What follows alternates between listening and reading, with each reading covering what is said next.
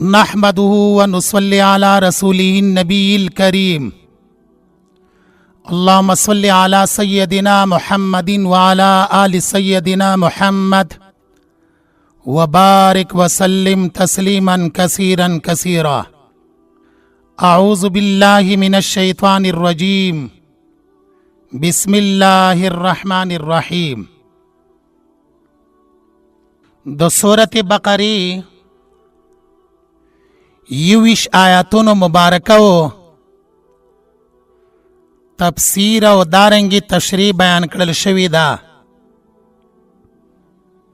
उस द सूरत बकरी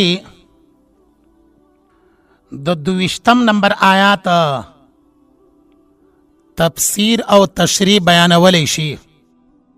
अऊज़ु बिल्लाहि मिनश शैतानिर रजीम। बिस्मिल्लाहिर रहमानिर रहीम। अल्लज़ी जअल लकुमुल अर्द फिराशा वस्समाअ बिनाअ व अंज़ल मिनस समाइ माअन फ़अख़रज बिही मिनस समराति रिज़्क़न लकुम फ़ला तजअलू लिल्लाहि अंदादा व अंतुम तालमून। लक मख की बयान वशलो द सूरत बकरी 22 नंबर आयात है। लफ्जी तर्जमा दगा आयात मुबारका दारंगी दा। अल्लज़ी अल्लाह पाक गज़ात है जाल लकुमुल अर्दा चिक पैदा कड़ी दता सोलर अज़मकाओ फिराशन गोड़ी दली व समा आसमानी जुड़ कड़े दे बिना अनचता व आसला राव रवि अल्लाह पाक मिन समाई बर तरपना मा अन बाराना फ़अख़रजा नूराउ बासी अल्लाह पाक बिही पदग बारान सरा मिनस समराती किस्मा किस्म आमदने मिनस समराती किस्मा किस्म मीवी रिज़्क़न लकुम द पारा द पैदी स्तासो फला तजअलू लिल्लाहि मगने द अल्लाह सरा अंदादन शरीकाना व अंतुम तालमून हाल दादे चिता सुपुई गए। दादा दगा आयात मुबारका लफ्जी तर्जमश वाला दी आयात मुबारक की मुंगा आइंदा बहसुना जिक्र कवू यो दाचे दी आयात मुबारका मजमून और दारंगी रबत मख की सरचदे। द्वयमा दगा आयात मुबारका द मुफरदात व तशरीह कवल कुमजे के ची सवालुन वी आगा सवालुन बयानवल कुमजे की ची वजाहत वी दागी निशानदही आगा वजाहतुन पनख कवल। नो दा दुआ गटी खबरी दी खुद दे जुजियात बिया डीर दी। द तर्जमे और दारंगी द लफ्जी माना नौरुस्ता मजमून दगा आयात मुबारका दारंगी बयान वलेशी। आयात मुबारक की दलील अकली दे दलील अकली अफाकी। अकली दा माना हग दलील द अल्लाह पे योवाली बांदी बयानीगी चे दा अकल सरा दागी ताल्लुक दे। द्वयम दा चे दगा दलील सरा मुंग वेले अफाकी। अफाकी दा माना द इंसान द बदन्ना बहार चे सुमरा चाफिरियाल दे देता आफाक वयलेशी। नो दलीली अकली अफाकी अल्फाज बदी सरवायो नो मजमून बदारेंगी लिखलेशी दलीली अकली अफाकी سفلی، علوی، وسطی. سفلی لاندې د ځمکې سره چې تعلق وي، علوی بره آسمان سره چې تعلق وي، وسطی د ځمکې د آسمان په منځ کې چې څومره خلا دی د هغې سره تعلق وي. نو تعبیر به دارنګې کوو: دلیل عقلی، افاقی، علوی، سفلی او وسطی. الذي اللہ پاک غزات دلیل عقلی بیانیگی. یو داده چې دغه دلیل عقلی سفلی سا بیانیگی لاندې سا. نو لاندې سی تذکری کیگی لکم الارض فراشنا. دویما علوی بر حصہ دغه دلیل عقلی په دې الفاظ مبارکو سره والسماء بناء، آسمانی جوړ کړی دی بناء چته. وسطی یعنی د ځمکې د آسمان په منځ کې چې کومه خلا ده په دې الفاظو سره وانزل من السماء ماء، راوروي الله پاک د آسمان د طرفنا ماء بارانا. یو ځل بیا دغه آیات مبارکه مضمون واوره. دلیل عقلی افاقی سفلی په دغه الفاظو سره لکم الارض فراشا، علوی په دغه الفاظو سره والسماء بناء، وسطی په دغه الفاظو سره وانزل من السماء ماء. مخکې مونږه خبره د دلیل عقلی کړې وه، افاقی معنا مو بیان کړله، علوی، سفلی، وسطی معنا مو هم بیان کړله، لہذا اشکال ختم ده. آیات مبارکه مضمون یو ځل بیا وایو. الذي جعل لكم الارض، دلیل عقلی بیانیږي په دریو خبرو سره: الارض فراشا والسماء بناء وانزل من السماء ماء.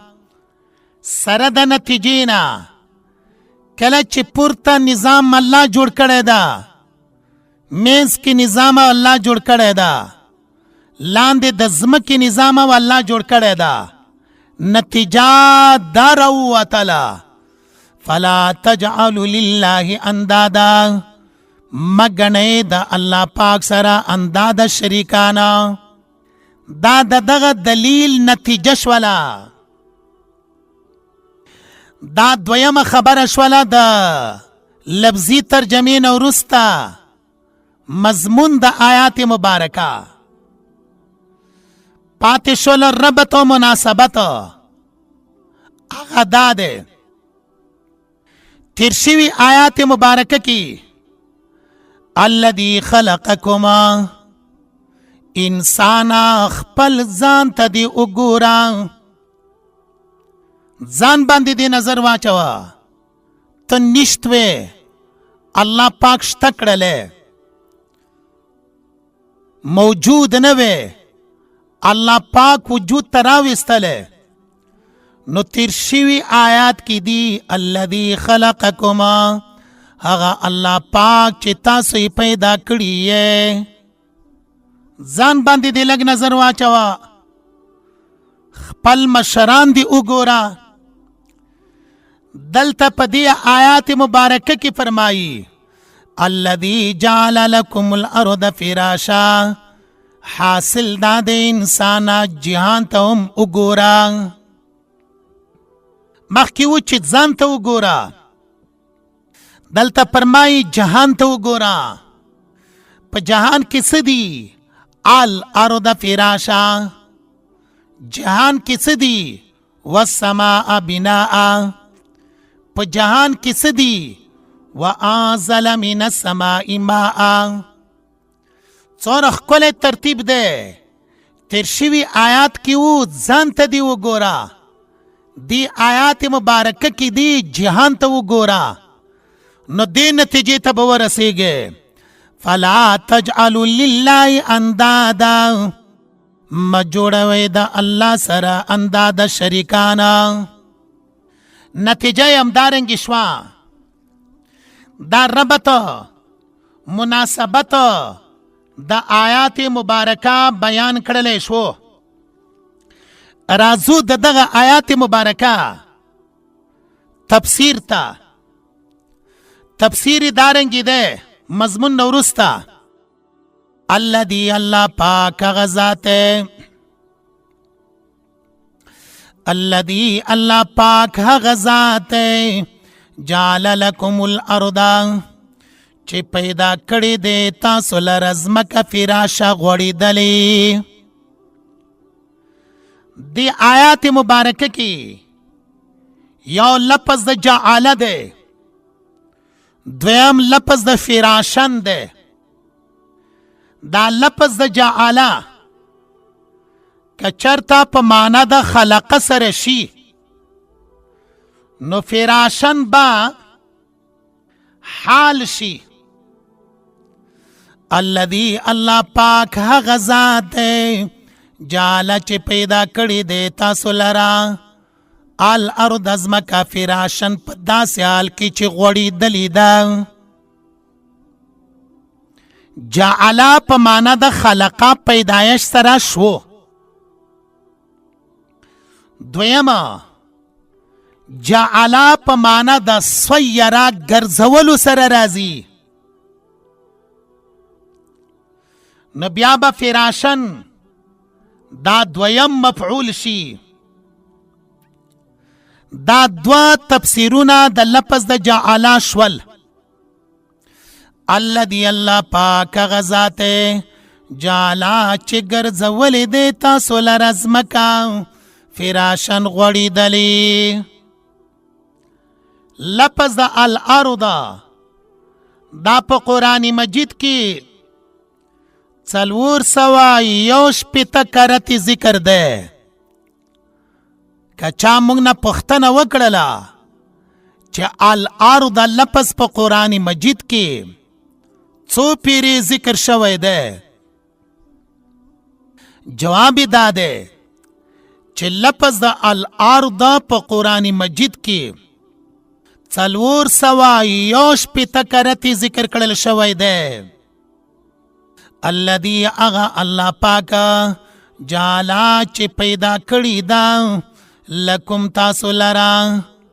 جعل په معنا د خلقا پیدا کولو ترجمه ځکه کوو.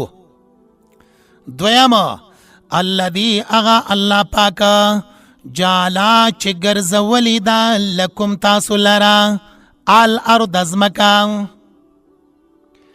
آیات مبارکه کې د لفظ د جعل یو، لفظ د الارض دوا.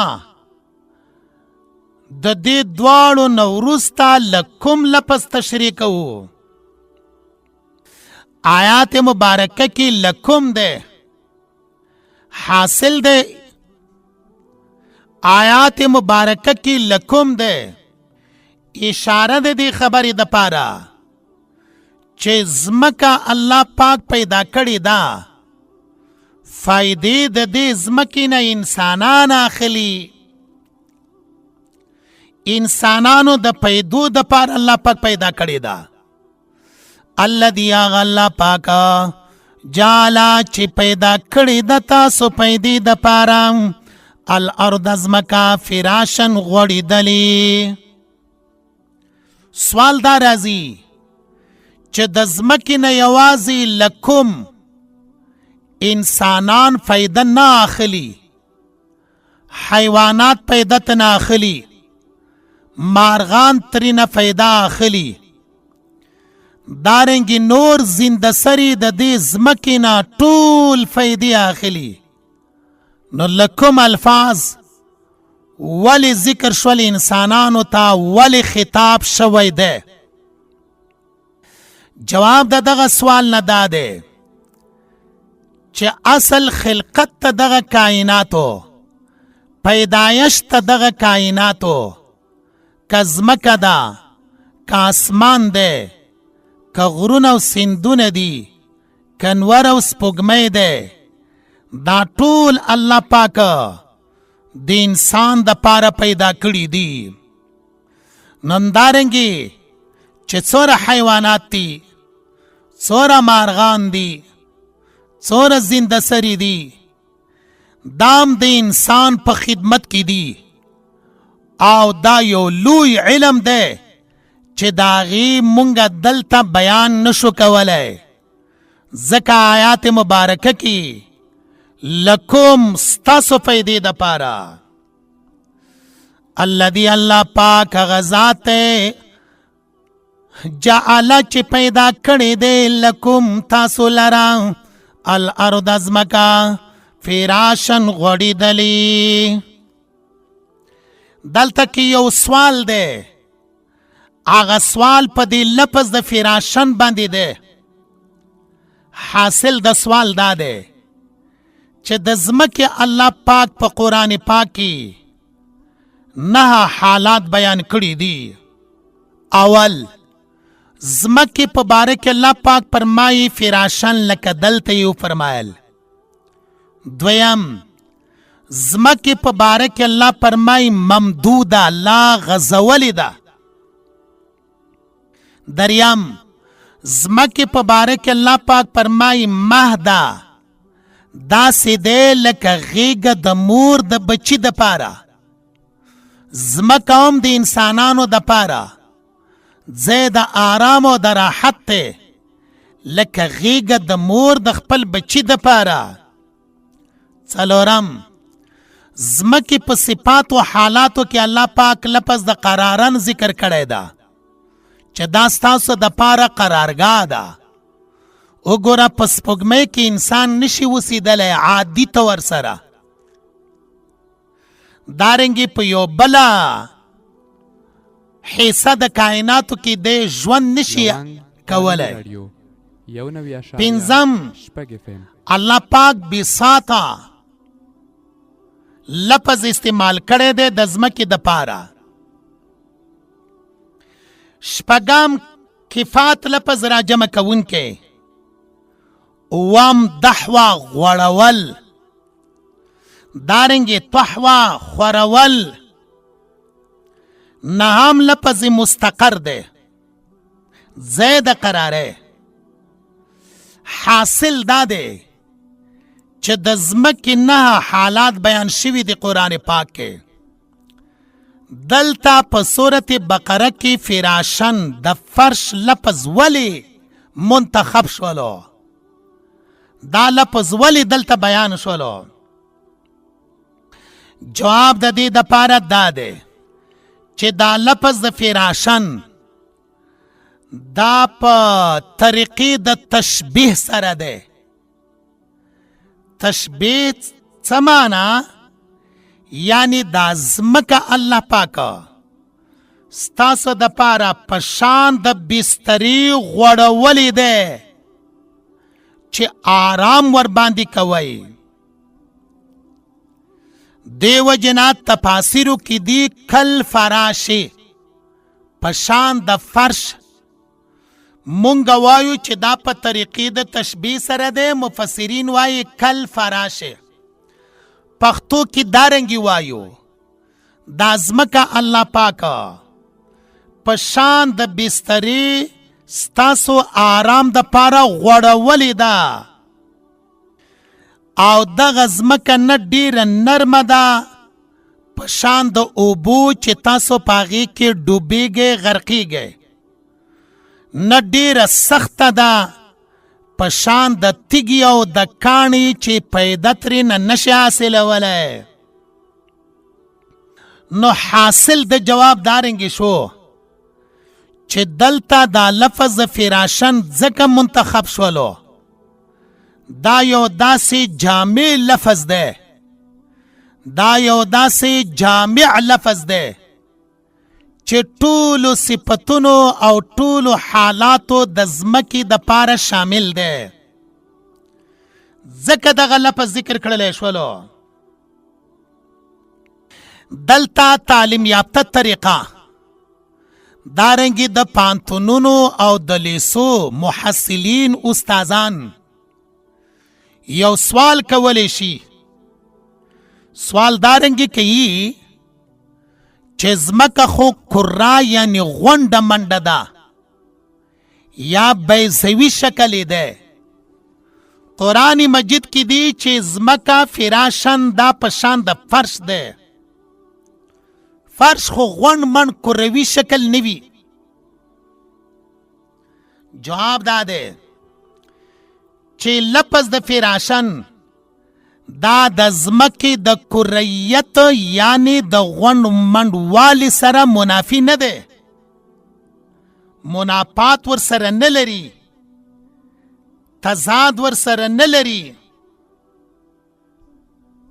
دا ځمکه دې د کرې شکل ولري، غونډه منډه دې هم وي او د فرش په شان سره فیدې هم د دې نه اخیستلی شي.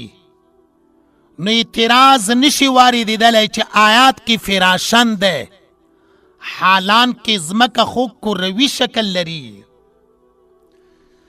دا د دغه آیات مبارکه تر فراشن لفظ پورې وضاحت شولو او د دې آیات مبارکات تشریح شوله. دې نه وړاندې د باقی الفاظو تشریح او دارنګي تفسیر دارنګي کوو.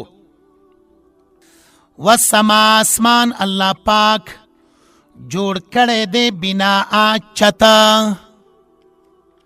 والسماء بناء،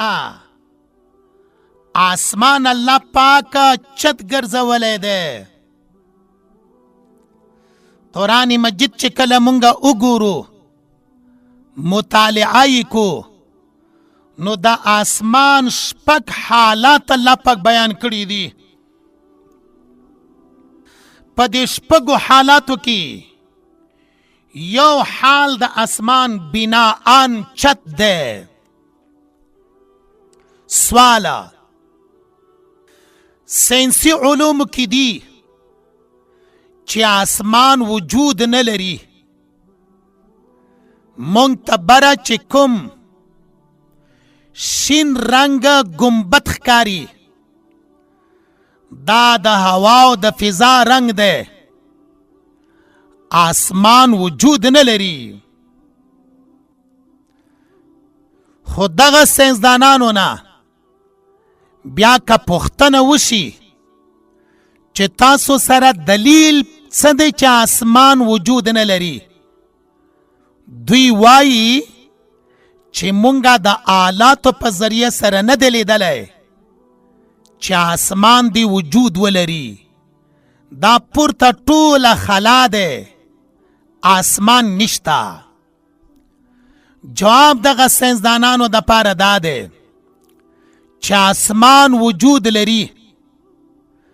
دلیل دا دی چې قرآن پاک کې والسماء بناء لفظ د بنا ذکر شوی دی. الله پاک آسمان په باره کې چت چې مونږه پښتو کې ورته وایو او قرآن پاک کې بناءن لفظ د بنا دی په معنا د چت سره. نو آسمان وجود لري. اوس تاسو دلیل خدا دی چې مونږه په آلاتو سره لیدلی نه دي چې آسمان موجود دی وجود لري. د دې خبرې جواب دا دی چې ستاسو نه لیدل دا دلیل د دې خبرې نشي کېدلی چې آسمان هم نشته. تا به نه یې لیدلي. ستا نه لیدل دلیل د عدم وجود چې دا شی موجود نه دی نشي کېدلی. مثال په طور سره مونږ وایو چې د انسان په بدن کې روح دی، د حیواناتو په بدن کې روح دی. دا روح چا نه دی لیدلی، نه ډاکټرانو لیدلی دی، نه دیندار خلکو لیدلی دی، نه بزرګانو لیدلی دی. نو چې کله لیدلی نه دی نو روح د انسان په بدن کې به موجود هم نه وي. ځکه علماء کرام یو اصطلاح استعمالوي، عدمی رویت دلیل د عدمی وجود نه دی. پښتو کې موږ داسې ویلی شو، نه لیدل دلیل د نشتوالي نشي کېدلی چې دا شی موجود هم نه دی. نه لیدل دلیل د دې خبرې نشي جوړېدلی چې موجود هم نه دی. والسما اسمان الله پاک جوړ کړی دی بنا ان چتا. وانزلا الله پاک را وروي من السماء بر طرفنا، من السماء د وریځنا، من السماء د طرفه د اسمان ما ان بارانا. باران الله پاک باران وروي. دا وسطی دلیل ده، جوی دلیل ده، د خلا سره تعلق ده. بیا په دې آیات مبارکه کې ما ان لفظ بیان شوی ده. په قرآن مجید کې 8 قسمه د اوبو بیان شوی دي. یو قسم اوبه هغه اوبه د چا دي؟ د باران دي. په 8 اقسامو کې یو قسمه اوبه د باران دي، کوم چې په دې آیات مبارکه کې بیان شوی دي. وانزل الله پاک را وروي من السماء د بر طرفنا ما ان بارانا. فاخرج نور باسی الله پاک به په دغه باران سره من الثمرات میوی غلی. دا یو معنا. دویمه من الثمرات د آمدنیونا. اوس دی آیات مبارکه باندې لږ نظر واچوئ. آیات مبارکه کې دی انزل من السماء ماء، راوروي د بر طرفنا ماء باران. معلومه شوله چې اسباب پیدا کون کې صرف یو الله ده. اسباب یعنی سببونه څوک پیدا کوي؟ جواب کې به یې الله. زه به تاسو ته یو مثال درکما. کله چې زلزله وشي نو بیا ساینسدانان وایي چې دا زلزله د ځمکې په پلانکۍ سکي لاندې دومره ژوره وه، کیلومتره یا میله، هلته یو انفجار وشولو، یو چاودنه وشوله، د هغې نه زلزله پیدا شوله. خو دغه ساینسدانان دا خبره ورسره نه کوي چې دا سبب څنګه او چا پیدا کړلو.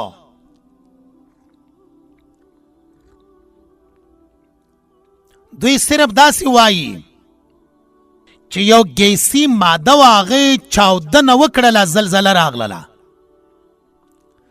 مونږ هم ورته وایو چې همدغه ګیسي ماده و، هغې چاودنې سره زلزله راغله،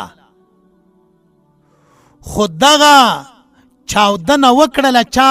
الله جل جلاله. نو الله دا مسبب ده او پیدا کون کې د اسباب هم دغه الله جل جلاله ده. اراب شو دغه عقیدې ته.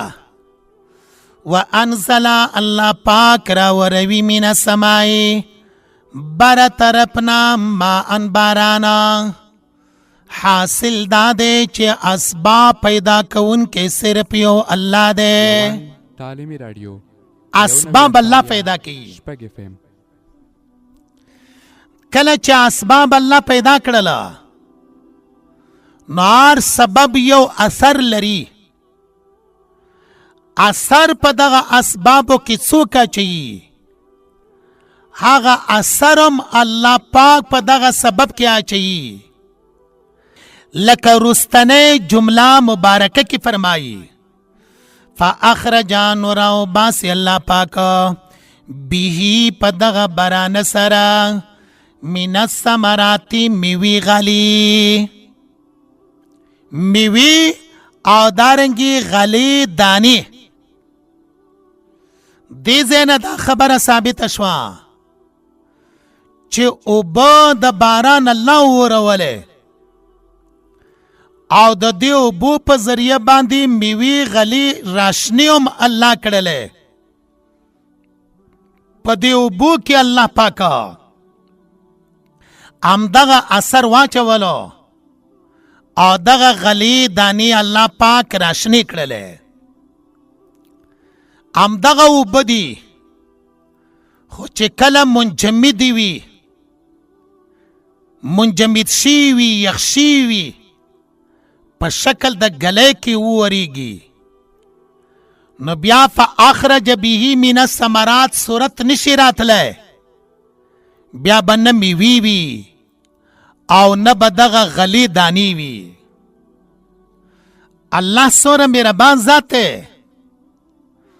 فاخرج به من الثمرات نور باسی په دغه اوبو سره من الثمرات میوی غلی. میوی په ونو کې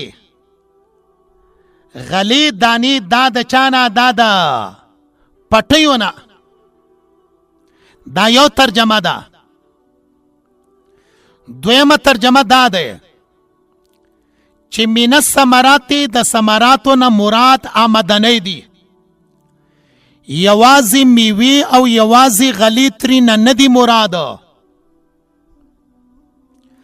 بلکې قسمه قسم آمدنی ته نه مراد دي. سورت اعراف 55 نمبر آیات کې براشي. بیا دا لفظ دا ثمرې چې دلته بیان شوی ده، ثمره څه ته وایي؟ هغه شی چې د ځمکې نه راوځي د انسانانو حیواناتو د پیدې دپاره. تخصیص په میوو پورې نشته چې صرف میوو ته ثمرات وایي. دا لفظ ثمرات په دې دویمې معنی سره شامل دی، میوو ته، غلو دانو ته، بوټو ته، دارنګې معدنیاتو ته. ځکه مونږ ترجمه د من الثمرات وکړله په لفظ د آمدنۍ سره. نو دوه ترجمې شولې. یو ترجمه من الثمرات د میوو غلونه، دویمه ترجمه من الثمرات د آمدنیونه. آمدنۍ بیا عامې دي، د خوراک سره تعلق وي، د سکلو سره تعلق وي، د لباس ته جامې د کپړې سره تعلق وي، د طبابت د دوایانو سره تعلق وي. د ټولو ته لفظ د من الثمرات بیا شامل دی. درې نه وړاندې رزقا لکم د پاره د پیدې ستاسو. آیات مبارکه کې لفظ رزقا دی، ترکیبی لحاظ باندې دا مفعول له دی د پاره د اخرجا. ځکه پښتو کې مونږه ترجمه دارنګي کوو، رزقا لکم د پاره د پیدو، رزقا لکم د پاره د پیدو ستاسو. دا ترجمه مزکه وکړله. سوال دا راځي چې د رزق ترجمه دې په پیدو سره ولې وکړله؟ جواب: رزق خپل معنا ده ما ينتفع به، چې پاغي سره پیدا حاصلولی شي. مونږ وړاندې وویل چې خوراک وي، اسکاک وي، لباس وي، زینت وي، آلات وي، هر څه یي. که ته یې خورې دا هم رزق دی، که اغوندې دا هم رزق دی، که څکې دا هم رزق دی، که نورې فایدې ته نه اخلې دا هم رزق دی. ځکه خو مفسرین وایي چې دلته د رزق نه مراد څه دی؟ ما ينتفع به من اکل و شرب واللباس والزینت والآلات، یعنی کوم شی چې مونږ د خپل فائدې د پاره استعمالوو هغه ټولو د پاره په لفظ د رزقن سره اشاره ده، او دا ټول په لفظ د رزقن کې پراته دي. دا معنا ده رزق لکم د پاره د خوراک ساسو، فلا تجعلوا پس مگنئ لله د الله سره اندادن شریکانا وانتم تعلمون حال دا دی چې تاسو ښه پوهیږئ. آیات مبارکه کې فلا تجعلوا لله اندادا لفظ د اندادن دی. انداد جمع د ند، اندادا دا خپل جمع ده، د دې مفرد ندن ده. کچا مونږ نه پوښتنه وکړله چې قرآن مجید کې دا لفظ د اندادن یا ند څو کرتی ذکر ده، جواب دارنګي کوو چې 15 کرتی دا لفظ د دې ماده بیان کړل شوی ده. بیا که څوک پوښتنه وکړي چې د ند خپله معنا څه ده، اندادن دا خو جمع د ندون ده، ند څه ته وایي؟ جواب دا ده ند هغه مساوي ته وایي چې هغه مخالف وي.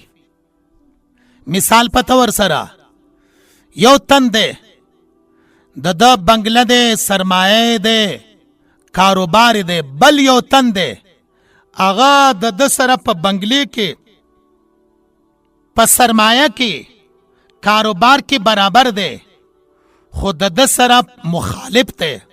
دې ته ویل کېږي ند. ند هغه مساوي ته وایي، هغه مساوي یعنی برابر ته وایي چې هغه مخالف وي، ستا سره موافق نه وي، مخالف وي. دلته کې د اندادن ترجمه مونږ کړې ده په شرکاو سره، شریکانو سره. دا معنا ولې کوو؟ جواب دلته کې اندادن په عام معنی سره مراد ده. هغه معنا کوم چې مونږ وکړله چې انداد جمع د ند ده، ند هغه چاته وایي چې هغه مساوي ستا سره برابر وي او مخالف دی وي، موافق دی نه وي. دا معنا مونږ دلته نه کوو، بلکې عام معنا یې کوو چې هغه لفظ د شریکانو سره مونږ ترجمه وکړله. د اندادن معنا م په شریکانو سره وکړله. سوال انداد په خپل معنا سره ولې نه اخلی چې هغه مساوي کوم چې مخالفي؟ دا معنا ولې نه اخلی؟ جواب بیا بدلته دا تاثر حاصل شي چې الله پاک داسې مساوي د ځان سره نه لري چې د دنه مخالفي، یعنی العیاذ بالله مساوي لري خو موافق دی د الله سره، مخالف نه دی د الله سره. دا نه دی مگر کفر دی که چرته د چا داسې عقیده وي. نو ځکه مونږ عامه معنا کوو فلا تجعلوا مگنئ تاسو لله د الله سره اندادن شریکانا. حاصل دا دی چې الله پاک دی، مبرا دی یعنی پاک دی دا هر قسم شریکنا. که مخالف د الله نه لکه اندادن لفظ ورته استعمالیږي، او که موافق وي هیڅ قسم شریک الله پاک نه لري. الله پاک نه نظیر لري او الله پاک نه مشیر لري. داسې پاک ذات ته نه نظیر لري، نه شریک لري او نه مثیل لري. داسې ذات ته دا الله پاک د لویوالي یووالي بیان په مخې ته په آیاتونو کې راځي. دلته کې او فرمایل فلا تجعلوا لله اندادا. بیا دا لفظ د اندادا نه چې په معنا د شریکانو سره شي، دا لفظ بیا شامل د بوتانو ته، شامل د انسانانو ته، ټولو د پاره دا لفظ بیا شامل دی. حاصل دا دی چې الله پاک سره شریک نشتا. هیڅ مخلوق کې هیڅ څوک د الله سره هیڅ قسم شریک نه لري. دا معنا شولا. بیا دلته کې یو سوال راځي چې انداد جمع د ند هغه مساوی او برابر، هغه مساوی یعنی برابر چې مخالفی الله یې نه لري. د ځمکې په مخ باندې هیڅ قسم مشرکان کافران داسې نشتا او نه داسې وو چې دوی د چا بندگی کوله هغه د الله سره مساوی ګڼلی. مساوات یعنی برابره باندې هیڅوک نه قائل وو نه قائل دی. مساوات یعنی په برابر والی باندې چې الله سره برابر وي، په دې خبره باندې هیڅوک نه قائل وو نه قائل دی. هیچا دا عقیده نه وه.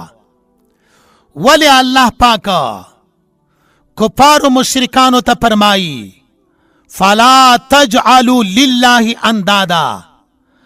الله سره شریکان ما جوړوي، انداد ما جوړوي. دا یو سوال شولو. جواب د دې خبرې د پاره دا دی چې کفارو با د الله پاک سره سره خپلو معبودینو ته مشکل کشا ویله، حاجت روا به ورته ویل چې دا زمونږ ضرورتونه پوره کوي، حاجتونه راله پوره کوي. نو دلته کې الله پاک په طریقې د الزام سره او فرمایله چې دا خو داسې شوه لکه تاسو زما سره دا خپل معبود چې د چا بندگی کوي دا زما سره برابر ګڼئ. لنډه دا دی چې د الله پاک کوم صفتونه وو هغه دوی خپلو معبودینو ته چې د چا بندگی کول هغوی ته ورکول. نو الله پاک دوی ته وفرمایل فلا تجعلوا لله اندادا. لفظ د اندادنې بیان کړلو، اشاره کې د خبرې د پاره چې دا خو داسې شوله لکه دا چا بندگی چې ته کوې دا زما سره برابر ګڼې. ځکه اندادن لفظ دی. بیا دا لفظ د اندادن مختلفو آیاتونو مبارکو کې ذکر کړل شوی دی. دا غي وضاحت به بیا په خپل خپل ځای کې راځي. فلا تجعلوا مگنه تاسو لله الله سره اندادن شریکانا وانتم تعلمون حال دا دی چې تاسو پوهیږئ. آیات مبارکی وانتم تعلمون الفاظ باندې ختم کړلو. سوال دا راځي چې ډیرو آیاتونو کې الله پاک کافرانو ته لا يعلمون الفاظ استعمال کړي دي چې دوی نه پوهیږي. دلته کې فرمایي چې دوی پوهیږي. جواب دلته کې خاص علم ته مراد ده. وانتم تعلمون خاص علم ته مراد ده. وانتم تعلمون حال دا چې تاسو پوهیږئ چې دا مخکې کارونه بغیر د الله پاک نه بل هیڅوک نشي کولی. جعل لكم الارض فراشن والسماء بناء وانزل من السماء ماء. چې لفظي ترجمه مونږ وکړلې سره د تفسیر نه. وانتم تعلمون، تاسو په دې باندې خپوایې چې دا کارونه بغیر د الله پاک نه علاوه بل څوک نشي کولی. یا داسې به ووایو وانتم تعلمون، حال دا دی چې تاسو اهل علم یې. نو چې کله اهل علم یې د الله پاک سره په دغه انعاماتو کې، په دغه انتظاماتو کې شریک مه جوړوئ، شریک ور سره مه ګڼئ. دا معنا شوله د آیات مبارکه. وَإِن كُنتُمْ فِي رَيْبٍ مِّمَّا نَزَّلْنَا عَلَىٰ عَبْدِنَا. دا د سورت بقره 22 نمبر آیات ته. آیات مبارکه کې یو لفظي ترجمه ده. دویم د آیات مبارکه مضمون ده. دریم د آیات مبارکه ربط ده. څلورم د آیات مبارکه د مفرداتو وضاحت او بیان ده. اول خبرې ته راځو چې هغه لفظي ترجمه ده.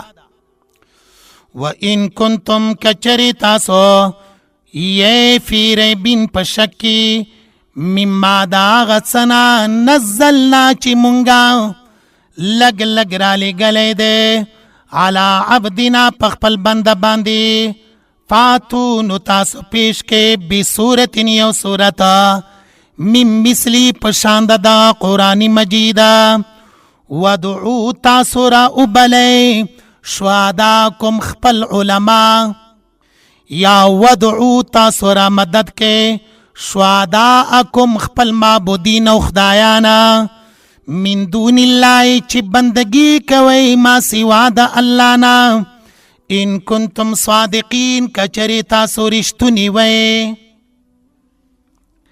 دا دے آیات مبارکہ لفظی ترجمہ و معناش والا لوانگ تعلیمی رادیو. دا دے آیات مبارکہ دویم نمبر کی بیا آغا مضمون دا آیات مبارکہ دے. مضمون دا آیات مبارکہ دارن کی بیان شوئے دے. دی آیات مبارکہ کی جواب دیو سوالا رشتین والے و صداقت رسول اللہ تحدی یعنی چیلنج ورکول لپاره د مقابله د قرآن پاکا. دا درې واړه خبرې پکې بیانېږي. آیات مبارکه کې مضمون دارنګې دی جواب د یو سوال صداقت رښتینوالی د رسول الله. دا دویمه خبره شوله. صداقت رښتینوالی د رسول الله او دارنګي تحدي یعنی چیلنج ورکول د پاره د مقابله د قرآن پاک. دا درې مضامین دي. جواب د سوال څنګه دی؟ مشرکانو دارنګي يهوديانو ویل مونږه دا خبره در سره نه منو چې ته وایې یا ایها الناس اعبدوا ربکم، اے خلقو دا اللہ پاک بندگی وکے. حاصل دا سوال دا دے دوی ویل مونږه نه منو چې اعبدوا ربکم دا دا اللہ پاک اعلان دے. دا دا اللہ پاک مطالبه دا بلکې دا ته د خپل ځان نه وایې. دا سوال و. په دې آیات مبارکه کې جواب ورکوي وَإِن كُنتُمْ فِي رَيْبٍ مِّمَّا نَزَّلْنَا عَلَىٰ عَبْدِنَا فَأْتُوا بِصُورَتِنَا. حاصل د جواب دا ده کدا د الله پاک کلام نیوی او زه د ځان نه وایما فاتو بسورتین یو سورت پیش کې پشان د قرآن مجید. نو ځکه مونږ وایو چې په دې آیات مبارکه کې جواب دی او سوال نه دی. سوال داو اعبدو ربکم، بندگی خاص ته الله وکئ. دوی ویلې چې دا مونږ نه منو چې دا د الله کلام دی، د ځان نه وایې. جواب که د ځان نه وایم فاتو بسورتنا، یو سورت پیش کې پشان د قرآن پاک. دویمه خبره په دې مضمون کې داوا چې دلته صداقت رښتینوالی د رسول الله صلی الله علیه وسلم بیانېږي چې نبی علیه الصلاة والسلام رښتونی دی. هغه رښتینوالی بیانېږي په څه سره؟ په دې خبرې سره فاتو بصورت من مثله، که زه د الله پاک پیغامات تاسو ته نه رسومه، پیش کې تاسو یو صورت په شان د قرآن پاک. دریمه خبره مونږ دارنګې کړې وه چې آیات مبارکه کې تحدي یعنی چیلنج دی ټولو مخالفینو منکرینو د قرآن پاک ته. که تاسو وایئ چې دا د الله کلام نه دی، نو فاتو بصورت من مثله. حاصل دا د آیات مبارکه کې جواب دی د یو سوال نه. دوی ویلې چې مونږ نه منو چې دا د الله کتاب دی. جواب فاتو بصورت من مثله. دارنګي رښتینوالی د رسول الله صلی الله علیه وسلم بیانېږي. که تاسو وایئ چې دا د الله نبی نه دی، د ځان نه لګیا دی، فاتو بصورت من مثله. دارنګي تحدي چیلنج ورکوي قرآن مجید سره مقابلې ته. که تاسو وایئ چې دا د الله کلام نه دی، فاتو بصورت من مثله.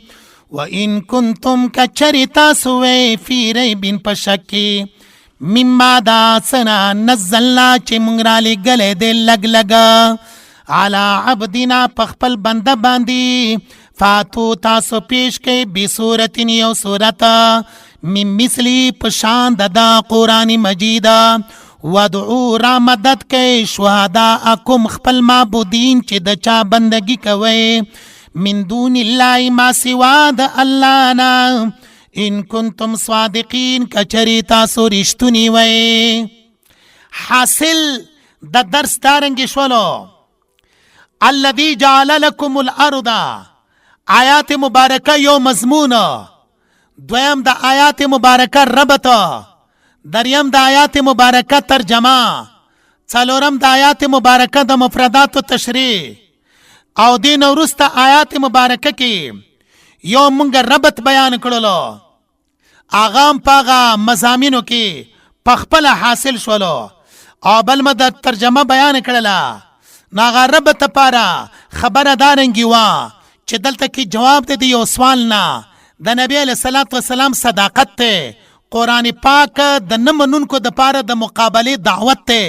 که نه منئ چې دا د الله کلام نه دی، راشئ د قرآن پاک مقابله وکئ.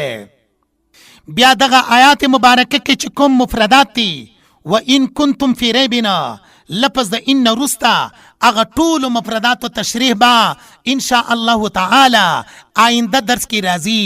سبحانك لا علم لنا الا ما علمتنا انك انت العليم الحكيم. واخر دعوانا ان الحمد لله رب العالمين.